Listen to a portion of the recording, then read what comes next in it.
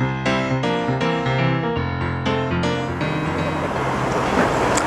everybody, welcome to Board Game Heaven. We're here in Essen at the Spiel Essen, also known as Spiel Essen. And this is the biggest board game convention in the world, and it gets bigger every year. So I'm very curious to see which publishers are demoing their newest games here and what there is to see. People come here from all over the world to see games, to play games, to demo games, and of course to buy games. So let's go ahead and take a look inside.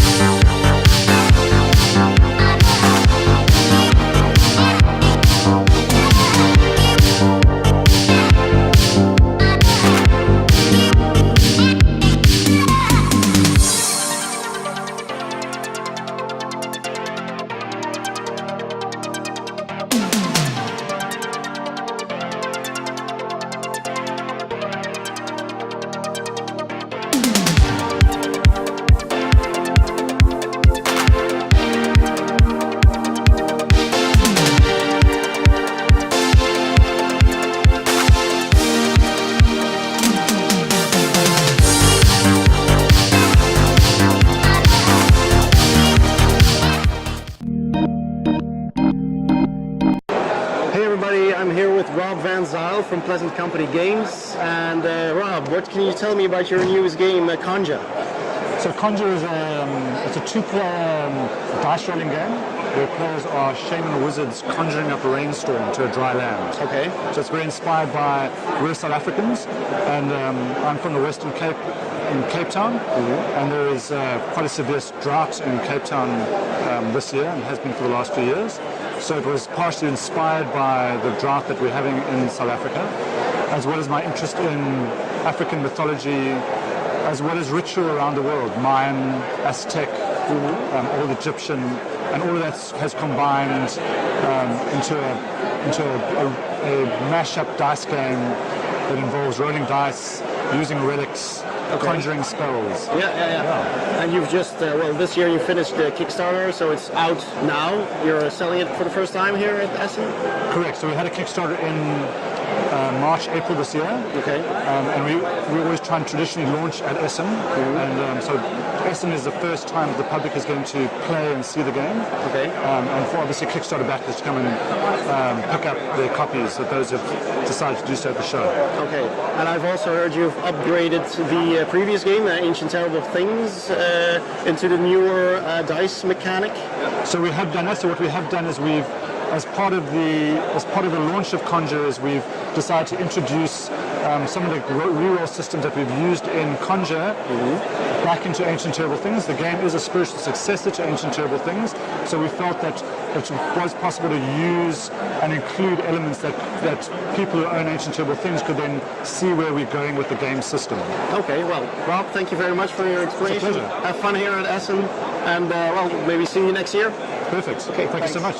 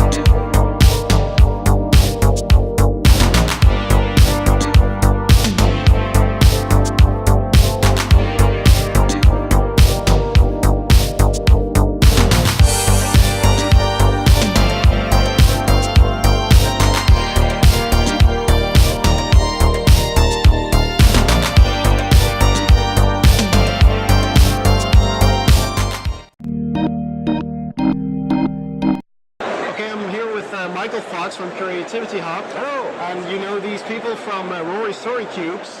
And now they're out with 2 new games, actually, Blank and Untold. Michael, what can you tell us about these games? Cool, right, thanks for having us on, man.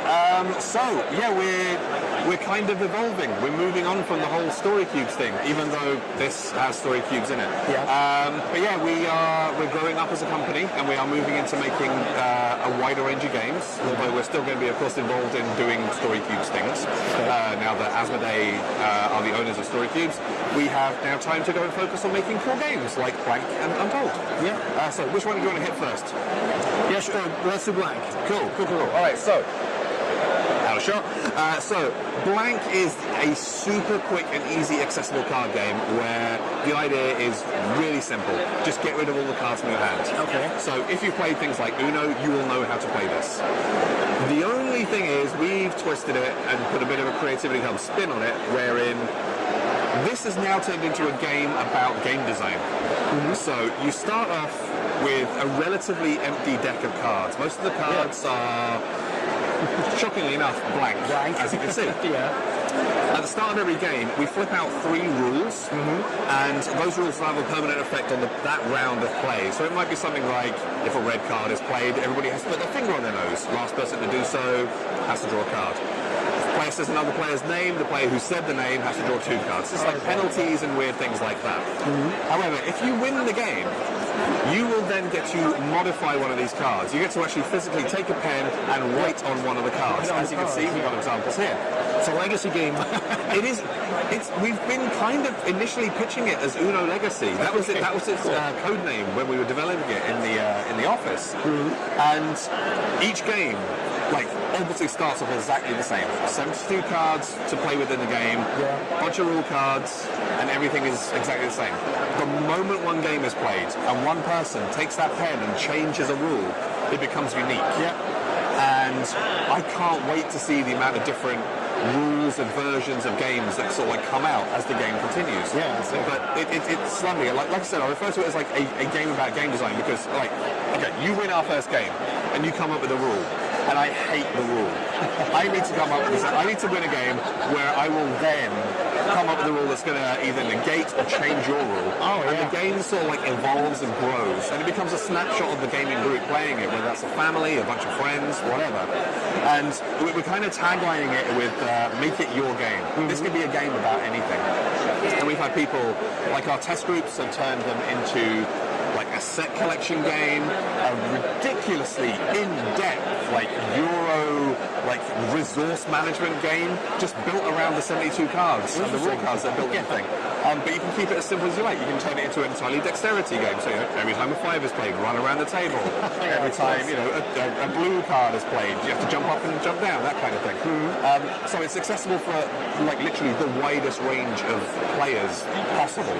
Like, everything from kids all the way through to grown-ups. So, yeah, we're really, really proud of it. Sounds like a lot of fun, It's good, it's good. So tell us about Untold. So this one is the Rory Story Cubes powered game that many people have been asking for, in all honesty, a fair few years. So obviously Rory Story Cubes, a lot of people are familiar with it. You have 9 cubes which have different images on them. You roll them, you tell a story starting with Once Upon a Time. This is a deeper storytelling experience wherein you have a guided, essentially you're working your way through a TV show of your own creation. You are the heroes of a TV show that you make up. And you start off with a bunch of scene cards that are laid face down. You flip the first scene card on the board and it tells you that you're in a location, there's a threat, and it's doing something. And you roll the story cubes and actually physically place them on these scene cards to represent the threats, to represent the locations, and then to move and progress through the story, essentially trying to save the day.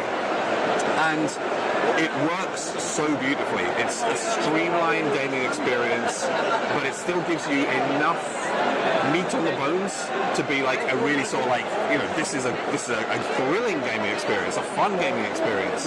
It's one you want to go back to again and again. And we've intentionally written the rules in that way to encourage players to come back, use the same characters that they've developed, go back to the series they create and extend these stories out further and further, which I'm really, really excited about to see what kind of stories we get. We're going to be asking people who play the game if they want to share their stories online, so then we can sort of share them out to the wider gameplay universe as well. It's great. 2 brand new games that really, really push the idea of creativity, which is obviously it's in the name of the company. Come on. But we want games that are filled with heart. We want games that are going to make people think. We want games that are going to make people happy when they come together and create cool stuff. And with these 2 new releases, I really think we're sort of coming out of the gates running. Okay, well, thank you very much for your time. Nice, man. Enjoy Essen. It's working, man. Yeah. We can't enjoy it. We're working all the time. It's all cool. But thanks for having us. Yeah, okay, thank you.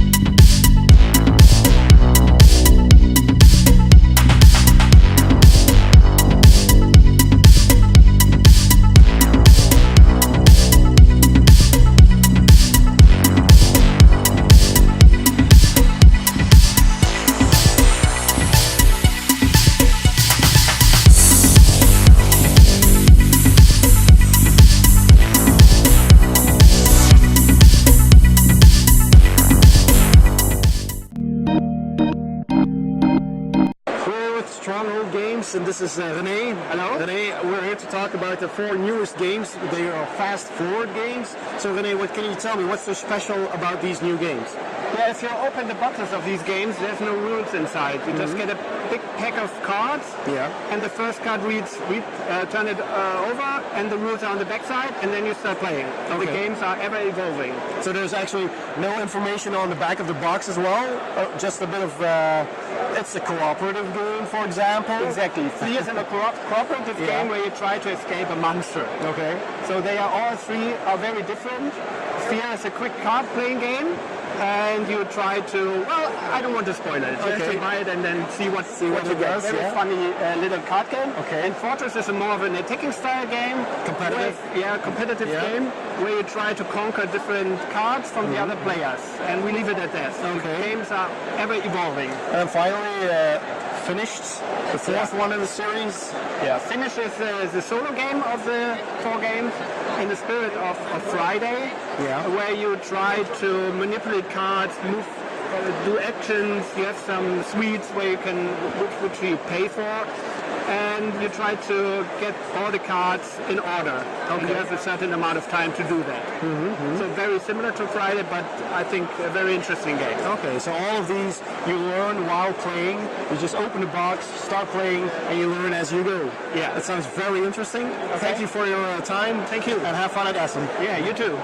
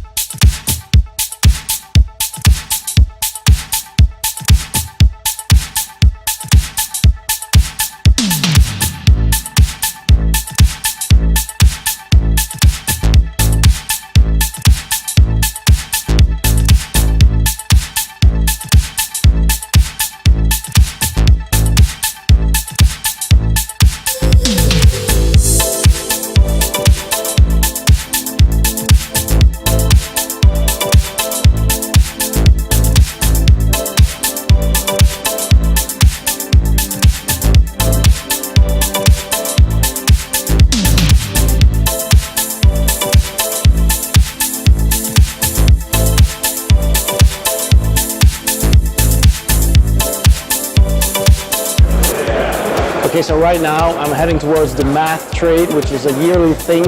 Every day people come here to trade their games, and it's if you've never heard about a math trade, it's people put their games on a list and they trade their games with other people and they get games back from, again, other people. So it's a very complex matter and there's a lot of people here. Let's go and have a look.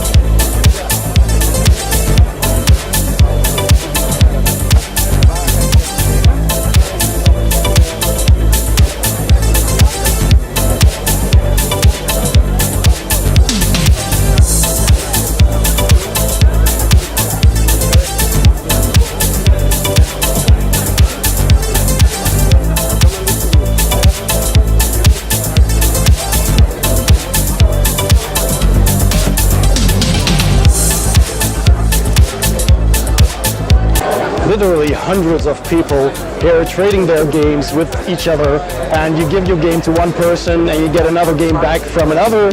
It's really pretty exciting, pretty cool, and that goes on here every day.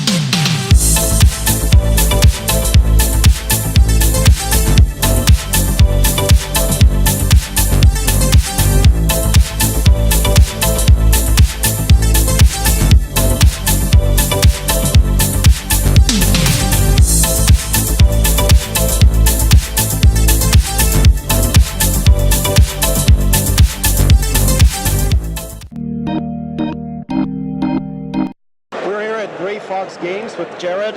Hi, Jared. Hi. So, Jared, what can you tell us about your newest games? This is Harvest Dice. Harvest Dice. Dice. A lot people playing it here. Yes, we are demoing it at a few of the tables here. So what Harvest Dice is, it's what the game genre, I think, is referred to as roll and write. So it involves rolling dice and then writing on paper. In this case, writing on the paper is going to be planting these different vegetables in your garden.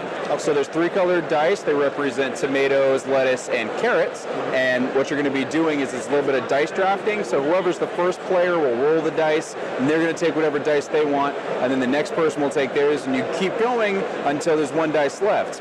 And then there's a market stall for each vegetable, and whatever dice is left increases the value of that vegetable at the end of the game. So it goes up to 6 for each vegetable. And then whatever dice you have a row of 6 and a column of 3. And so you've got a total of 18 spaces in your garden. And so whatever dice you take, if it's like a 3, let's say I took a red 3, that is a tomato, so I have to draw a tomato somewhere in the 3 column. Okay. But the rules for planting is that if I already have a vegetable planted in my garden, I have to plant adjacent to that vegetable. So if I have that red 3 for the tomato, and I already have a tomato planted in the 1 column, I can't plant that because it's not adjacent. So if you can't plant whatever you take, then you have to feed it to your pig, and there's a spot on the paper for the pig. And so whatever the dice is, it's going to fill in that many spaces, and then every 6 spaces you're going to get a certain amount of points at the end of the game. You'll see it goes up and up and up. Yeah. You also get a special power for each row you complete that lets you adjust a dice up or down by 1 value whenever you want to use it. And there's also 3 ways to end the game. When somebody fills up their garden completely, or when one of the market stalls fills up completely, or when somebody's pig track fills up completely. Okay. So you just keep going around and around until one of those things happens, and then there's a bunch of different ways of scoring, and whoever has the most points wins. It also comes with 2 reams of paper. There's an advanced game and a basic game. The advanced game has extra ways of scoring and a few other things to give it a little bit more depth for people who maybe want a little bit more game out of the box. But it's great for really anybody who does play board games now or wants to get into it. So basically any skill level it's great for. Okay, so it plays from ages? I would say probably about 10 and up. 10 and up? You could probably go a little bit lower, but 10 is usually about the age, where a lot of people will start getting their kids into gaming. So it's not quite like a child's game, but it is a kid's game. Yeah, and it plays 2 to 4 players.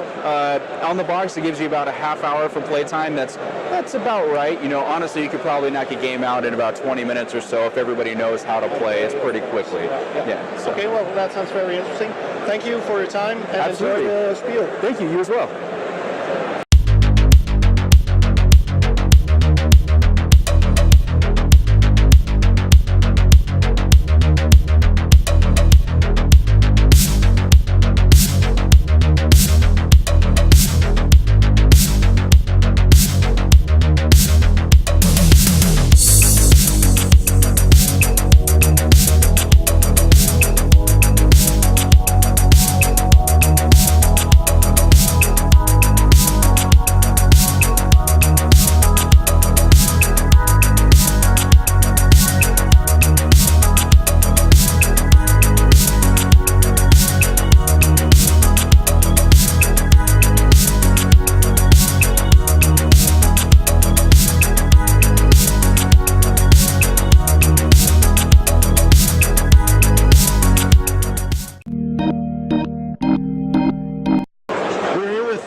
Black Box Adventures, and this is Bart.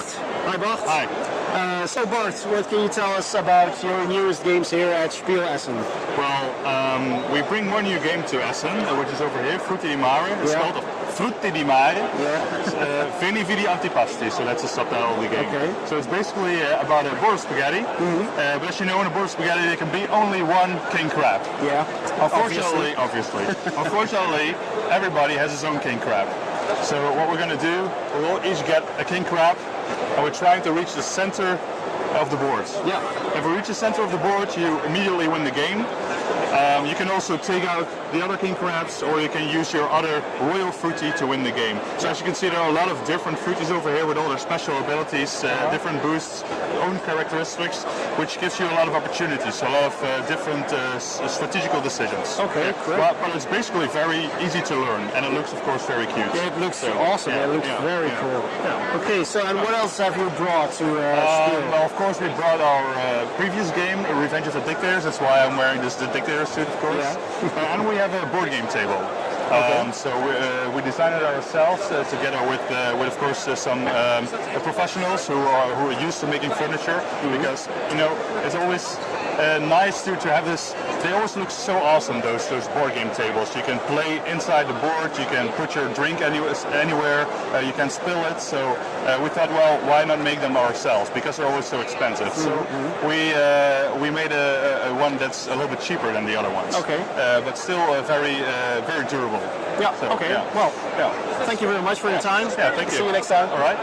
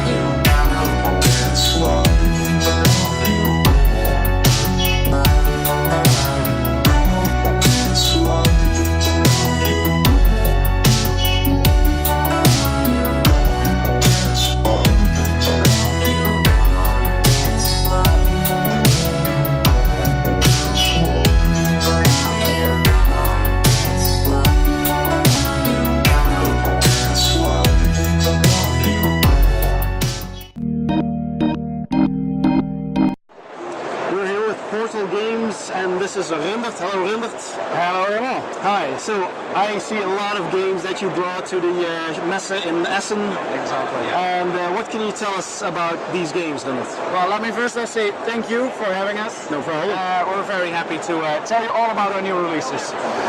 So let me start with, for Neuroshima X, we have a new expansion. It's Iron Gang. It brings another really cool ID to the game, and it works, of course, with all the other expansions that we already have, and with the stuff that comes in the base set. Okay. So this is just a really new, cool new faction. Yeah. And it's made by Michael Orach, so we all know it's good. Okay.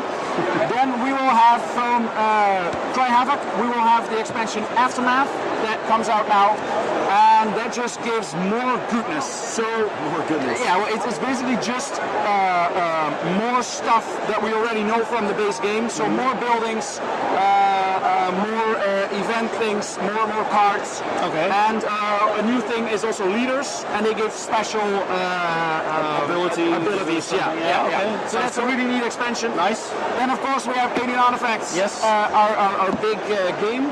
It's been selling like crazy. It's really well received, and this is just a really great engine building and multiple cards use, or well, I should say, cards that you can use in different Different ways, yeah, exactly. And tableau building, and it's really nice. It plays really fast, Yep. and it's a great. It looks great. The artwork is stunning. Yes, Just I've very seen it. nice. Yeah, it's really cool. Okay. First Martians, well, we all know Robinson Crusoe, right? Yeah. And this is, at least I assume we all know Robinson Crusoe. If you don't, really check it out. Yeah. Exactly. First Martians takes the core mechanism of Robinson and puts that in space, and actually, I would say turns it upside down. Okay. Because in Robinson, you are stranded on the island. survive, yeah. Exactly, and you need to gather and make stuff. But here you went to Mars and you already had everything. Okay. And now just stuff is falling apart. Oh. And it's up to you to decide, well, actually to manage that in such a way that you can still finish the scenario. Okay. But stuff will fall apart, and that is okay. It's just which one will you fix, which one is okay to fall apart. Yeah. Cooperative game, set in space. Also a solo mode from 1 to 4 players. Really cool. And it plays with an app. And that gives endless possibilities, Yeah, of course. okay, It's cool. really cool. Sounds Really nice. cool. And then for the German market, we are bringing Rising 5. It's a language-independent game. We're including the German rules. Also a co-op, also with an app. Yeah. You can also play it without the app. There's also a way that you just have a game master. Okay. Oh, so you need an extra player who plays the game master? Yeah, in that And case. if you have to have it's fully cooperative. Exactly, exactly. cool. Yeah. And it's based on Mastermind. So in its core, it's Mastermind, but like with a gigantic layer over it that makes it a totally different game. Okay. It's really nice. You have these ruins, and you need to figure out what the new code is. Yeah. Because there was an old code, monsters involved. It got broken, so now we need to fix it. And you're just moving around the people to figure out what the new code is. And no one has one person, we all control them all. So that's also a very, very neat idea. Sounds good. Yeah, I love the artwork on that one. It's stunning. It's Vincent Dutay. Yeah, absolutely It's one stunning. of my favorites. Yeah. It's Okay, really so cool. Windows, thank you very much. Well, I also wanted to tell you actually, Yeah, the German just version. quickly, because we were talking about Germany, we also have the German version of Cry Havoc, Havoc, yeah. and that's also going really well. Okay. And it's properly translated, just like Rising 5. This is very good German quality. And will the expansion also be available in German Yes, later? exactly. Aftermath is now being translated, and Alien Artifacts will come next year in German. Okay. And all the other games. The idea is still to get all Portal Everything. games in German. Okay. Yes. Okay, well, thank you very much. Thank you. Good luck at Essen. Always nice. Yeah. See you later. Cheers.